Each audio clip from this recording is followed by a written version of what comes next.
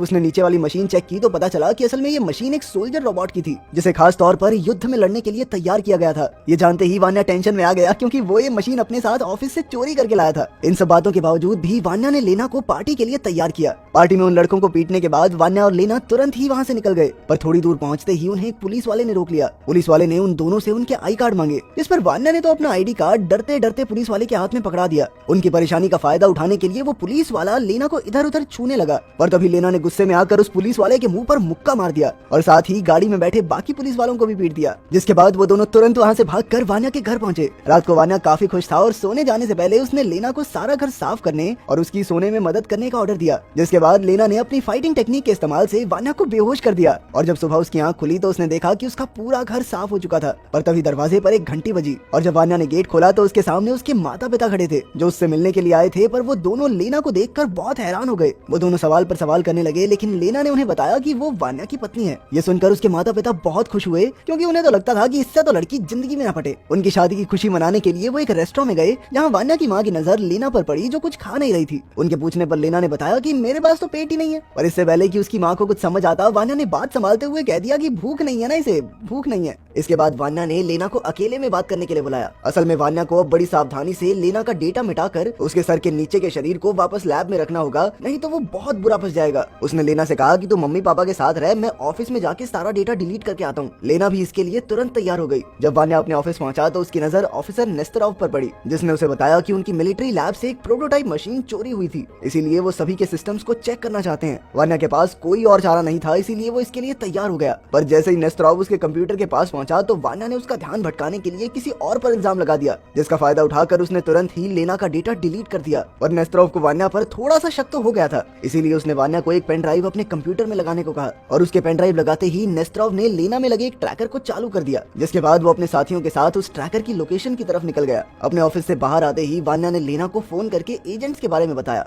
और उसे एक अंडरग्राउंड पार्किंग में मिलने को कहा, क्योंकि वहाँ पर वो उसकी लोकेशन ट्रैक नहीं कर पाएंगे। बेसमेंट में मिलते ही वान्या ने लेना की बॉडी पर लगे ट्रैकर को ढूंढना शुरू कर दिया और थोड़ी ही देर में उसे ढूंढ निकाला। और उसे लेना के शरीर से बाहर निकालने के लिए वान्या को कुछ औजारों की जरूरत थी, इसीलिए वो जरूरत का सामान खरीदने के लिए पास के एक मॉल में पहुंचे, जहाँ सामान लेने के बाद वान्या को एहसास हुआ कि उसके पास तो पैसे ही नहीं है। तो लेना ने दुकानदार से कहा कि भैया पैसे ना दें तो चलेगा। लेना के मुंह से ये बात सुनते ही वो तुरंत मान गया। उसने अचानक ही लेना का हाथ पकड़कर कहा, आजा छमिया, लेकिन लेना ने उसे जबरदस्त धक्का देकर पीछे पटक दिया। इसके बाद वो दोनों उस दुकान से निकलकर बाथरूम में पहुंच गए, जहाँ वान्या उस ट्रैकर को निकालने की कोशिश में लग गया। और तभी उनकी आवाजों को सुनकर एक औरत ने गार्ड को वहाँ बुला लिया और जब गार्ड ने नीचे झुककर अंदर देखा तो उसे लगा कि ये दोनों गलत काम कर रहे हैं यहाँ पे, इसीलिए उसने तुरंत उन दोनों को बाहर आने को कहा। पर तब तक वान्या ने लेना के अंदर से वो ट्रैकर निकाल दिया था। उनके बाहर आते ही नेस्तरोव भी वहाँ पहुंच गया और जैसे ही उसने वान्या को ट्रैकर की लोकेशन के पास देखा तो उसका शक यकीन में बदल गया और उसने बिना समय गवाए वान्या को अरेस्ट कर लिया। लेकिन मौका देखकर लेना ने सारे एजेंट्स पर हमला करके उनकी हड्डी पसली एक कर दी और वान्या को उनके चंगुल से छुड़वा लिया। फिर सबूत मिटाने के लिए अपने कपड़े बदल कर वो दोनों जल्दी से गाड़ी में बैठकर निकल लिए।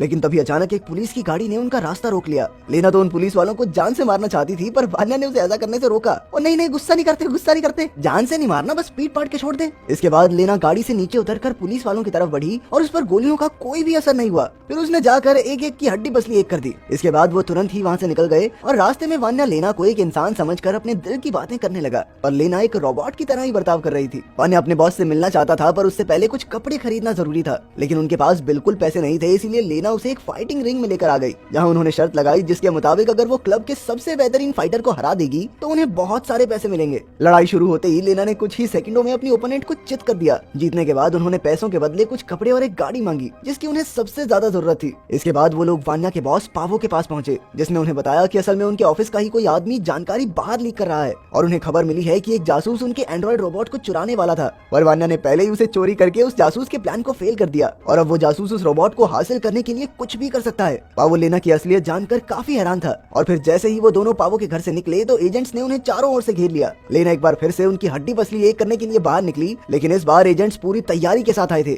और उन्होंने इलेक्ट्रोमैग्नेटिक गन्स के इस्तेमाल से लेना को काबू में ले लिया। वो लेना और वान्या दोनों को पकड़कर अपने साथ ले गए। गाड़ी में वान्या और लेना एक दूसरे को अपने दिल की बातें बता रहे थे और फिर अचानक नेस्तरोव ने अपने ही आदमियों को गोली मारकर वो बंदूक वान्या के हाथ में पकड़ा दी, ताकि सबका सारा शक वान्या के ऊपर आ जाए। साथ ही उसने वान्या को बताया कि असल में वही वो जासूस है जो रोबोट को चोरी करने आया था। पर तभी तभी उसके एक साथी ने उसकी ये बातें सुन ली, जिसके बाद नेस्तरोव का ध्यान उस आदमी को मारने की तरफ चला गया और मौका देखते ही वान्या वहाँ से भाग गया। इसके बाद नेस्तरोव लेना को लेकर वहाँ से निकल गया और जब वान्या उस बिल्डिंग में वापस गया तो उसने देखा कि वहाँ एक टाइम बॉम्ब लगा हुआ था। उसने जैसे तैसे जल्दी से वहाँ से निकलकर अपनी जान बचाई। इसके बाद जब वान्या ने लेना को ढूंढने की कोशिश की तो उसे पता चला कि असल में नेस्तरोव लेना को अमेरिका लेकर जा रहा था और वो तुरंत ही लेना को बचाने के लिए निकल गया। उधर नेस्तरोव लेना को लेकर एयरपोर्ट पहुंच गया था, जहां उसका क्लाइंट पहले से ही उसका इंतजार कर रहा था। लेकिन ऐन वक्त पर वान्या एक बंदूक लेकर वहां पहुंच गया। लेकिन नेस्तरोव डरा नहीं, क्योंकि उसे लगता था कि वान्या एक नंबर का फट्टू आदमी है, वो गोली चला ही नहीं पाएगा। लेकिन तभी वान्या ने अपना दिमाग लगाते हुए पावर सप्लाई पर गोली चला दी और लेना को आजाद कर दिया, जिसने आजाद होते ही वहाँ मौजूद सभी लोगों को पीट के बकरी बना दी। वान्या लेना को सही सलामत देखकर काफी